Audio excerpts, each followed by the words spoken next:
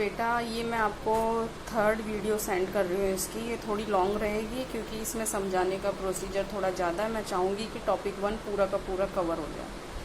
इतना कॉन्सेप्ट मैंने आपको दे दिया था कि किस तरीके से फोर्स रिक्रूटमेंट हो रही थी, वर्ल्ड वॉर फर्स्ट की वजह से क्या प्रॉब्लम हमें फेस करनी पड़ी एज ए इंडियन, और हमें बिल्कुल भी समझा नहीं जा रहा था।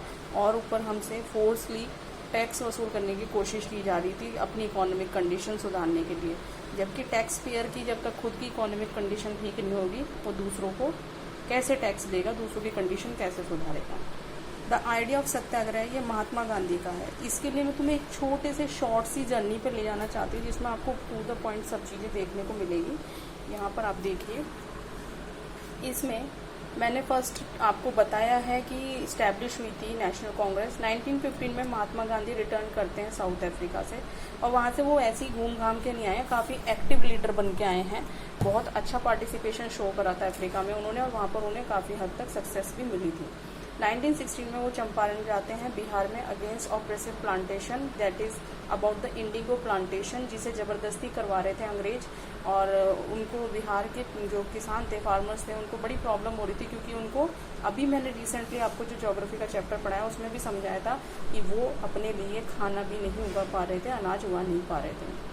1970 में खेड़ा गुजरात वो पहुँचते हैं। रिलैक्सेशन रेवेन्यू कलेक्शन में चाहते हैं।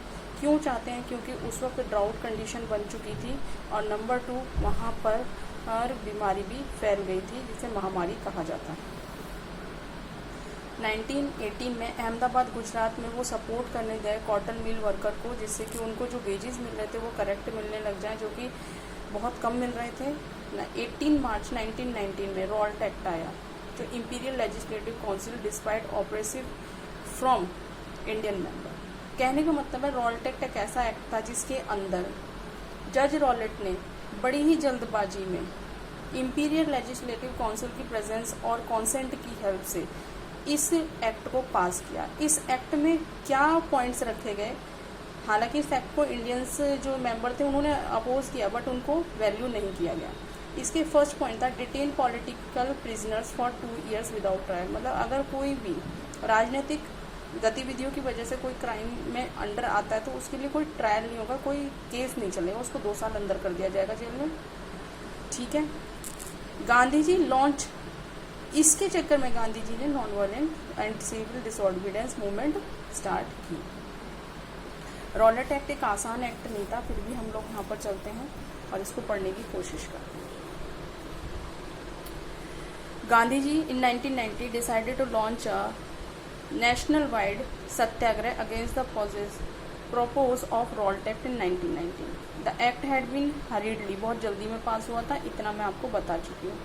ठीक है। Mahatma Gandhi wanted non violence. क्या चाहते थे वो? कि ऐसा बिना हाथापाई, बिना किसी को मारे पीटे, मतलब कि हिंसा को बिल्कुल त्यागते हुए एक ऐसा मूवमेंट स्टार्ट किया जाए जो कि कहीं ना कहीं उनकी आवाज़, उनकी डिमांड सुनने में कामयाब हो, जो भारतीय हैं।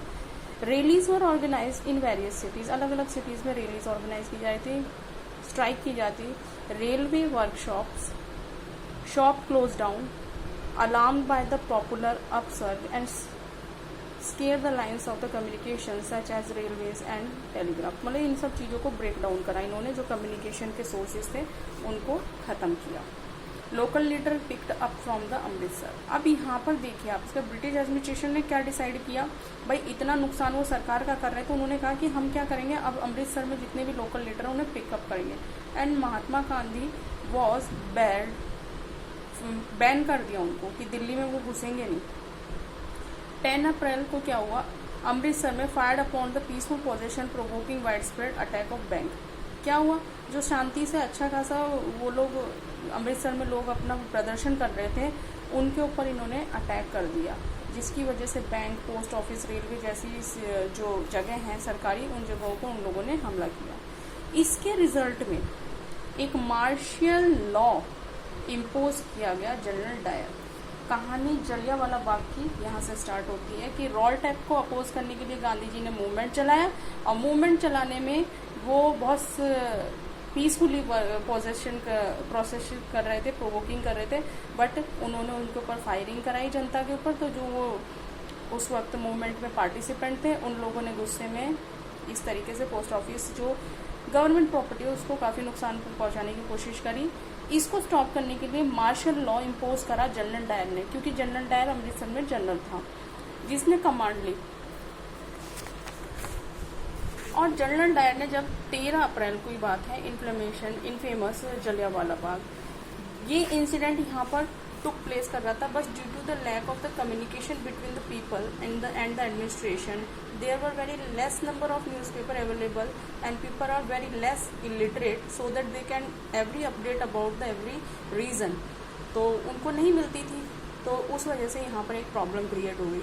जनरल डायर ने मार्शल एक्ट लगाया हुआ है, मार्शल लॉ लगाया हुआ है, लेकिन 13 अप्रैल को जलियांवाला बाग में बैसाखी का मेला लगने वाला है। आमतौर पे हर साल की तरह जनता, जितने भी लोग वहाँ पर आते थे व्यापार करने, बिजनेस करने, वो लोग वहाँ पर आ रहे हैं। उन्हें नहीं पता कि इस तरीके से कोई लॉ लगाया गया है। यहाँ तक कि अगर उन्हें इसका नाम भी पता चले तो उन्हें ये नहीं पता था ये लॉ है क्या। जब पूरी जनता जलियांवाला बाग में इकट्ठी हो गई कि जनरल डायर ने एंटर हुए, ब्लॉक करा एग्जिट और पॉइंट करा, open firing on the crowd, लगातार गोलियां चलाई, 100 से भी ज़्यादा, मतलब 100 की संख्याओं में लोग मरे। His object as he declare later also procedure of moral effect is produce a moral effect to create a mind of the satyagraha, a feeling of terror and वो क्या चाहता था, एक इस तरीके का खौफ बनाना चाहता था जिससे कि सत्याग्रह जैसी बीजारोपण, मतलब कि एक सीड का बोना आज़ादी का ना हो सके, लोगों को इतना भय लगे कि हमारी मृत्यु हो सकती है। As the news Jallianwala Bagh लोगों को पता चली कि इस तरीके से टाउन हो गया, तो उसके गुस्से में लोगों ने बहुत कुछ किया। उन्होंने विलेजेस पे बॉम्ब गिरे, कॉल ऑफ कर दिया सत्याग्रह गांधी जी ने, क्योंकि उन्होंने देखा कि जनता को, जहां मैंने पीसफुली पार्टिसिपेट करने के लिए कहा था, अब जनता गुस्से में आ चुकी है और वो सत्याग्रह का सही अर्थ नहीं समझ पा रही है और अपने सब्र को तोड़कर आज वो इस तरीके का रिएक्शन दे रही है, तो उन्होंने अपना सत्याग्रह मूवमेंट वापस ले लिया। Humiliation of protector by government, जो भी लोग इसमें पार्टिसिपेंट थे या उन लोगों को बचाने वाले लोगों के साथ काफ़ी बुरा सलूक किया गया। सत्याग्रह को रब दिया नोज ऑन द ग्राउंड, नाक और क्रॉल, घुटनों के बल चलने के लिए गलियों में कहा गया, कहा सलाम करो हमको, मतलब कि जो साहेब है उन्हें सलाम करो। इसी के गुस्से में फ्रॉग द विलेज, मतलब कि धीरे धीरे क्या घटना घटी थी, अब जो गुजरावाला गांव है पंजाब में, जो आज पंजाब का रीजन पाकिस्तान में है, वहाँ पर बॉम्बार्डिंग करी। While the Roltec Satyagraha had been widespread movement in the still limited mostly cities, सत्याग्रह काफ़ी हद तक कुछ ही शहरों और कुछ ही कस्बों तक सीमित था। महात्मा गांधी को अब ऐसा लग रहा था कि ये जो मैंने छोटे लेवल पे करा है, एक्चुअली ये मुझे बड़े लेवल पे मूवमेंट करना चाहिए, तो उन्होंने उसके बारे में काफ़ी कुछ सोचना शुरू कर दिया। But he was certain that so much movement could be organize without bringing Hindu, पर इस बात के लिए वो तय थे कि बिना हिंदू और मुसलमान के एक साथ आए बिना इस तरीके के मूवमेंट की सक्सेस का कुछ भी रिजल्ट नहीं आ सकता, वो फेल हो जाएगा। One way of doing is was to take up the Khilafat issue, इसका एक तरीका और था, वो खिलाफत इशू को अगर अपने उसके पक्ष में बात करें या उसको थोड़ा समझें या लोगों को समझाने की कोशिश करें, तो शायद मुस्लिम सेंटिमेंटल होकर उन लोगों के, क्योंकि उनकी भावनाएं हम समझेंगे तो वो हमारा साथ देने की पूरी कोशिश करेंगे, ऐसा उनका सोचना था। अब खिलाफत इशू क्या है? फर्स्ट वर्ल्ड वॉर में जो ऑटोमन तुर्की थे, मतलब कि जो एक तरीके की ये डायनेस्टी है जो तुर्क में थी, वहाँ पर क्योंकि फर्स्ट वर्ल्ड वॉर में वो रीजन हार गया था ब्रिटिशर्स के हाथों, तो उनके ऊपर एक ट्रीटी इम्पोज की गई थी। ट्रीटी एक समझौता होता है जो बाद में एक सजा के तौर पे, पनिशमेंट के तौर पे, कंपनसेशन के तौर पे किसी राज्य या किसी देश पर लगाया जाता है। ऑटोमन एम्परर पर लगा दिया गया, और वो ऑटोमन एम्परर डायरेक्ट, आप देखिए उसका दूसरा जो फेस था वो एक स्पिरिचुअल हेड होता था इस्लामिक वर्ल्ड का, जिसे खलीफा कहते थे। कहने का अर्थ है जो ऑटोमन राजा था वो कौन था? धार्मिक गुरु था या हेड था किसका? इस्लामिक वर्ल्ड का।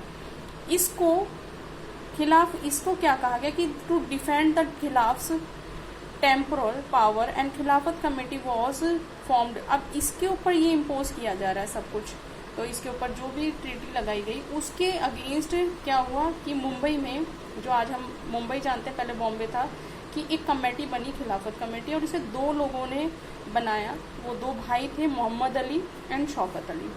महात्मा गांधी जी इनके साथ इस बात को डिस्कस करते हैं और वो भी आते हैं डिस्कस करने, और अपॉर्चुनिटी मिल जाती है मुस्लिम को और हिंदू को एक ही छाते के नीचे, मतलब एक ही छत के नीचे लाने का गांधी जी को, जिस अवसर की वो बहुत दिनों से तलाश कर रहे थे। आर्थिक कलकत्ता सेशन ऑफ कांग्रेस इन सितंबर 1920, ये आपका मैप में फिल करने के लिए आएगा, पूछेगा सितंबर 1920 में कहाँ पर सेशन हुआ था, कलकत्ता, तो आपको वो लोकेट करना पड़ेगा। ही कन्विंस्ड, उसने राजी कर लिए सभी leaders, non cooperation movement in support of खिलाफत, मतलब कि नॉन कॉपरेशन मूवमेंट किसकी सपोर्ट में किया जा रहा है, खिलाफत मूवमेंट की। और खिलाफत मूवमेंट कौन कर रहे थे, मोहम्मद अली और शौकत अली। तो कहने का मतलब ये 2 मूवमेंट को एक मूवमेंट बनाने की कहीं ना कहीं गांधी जी प्रयास कर रहे थे।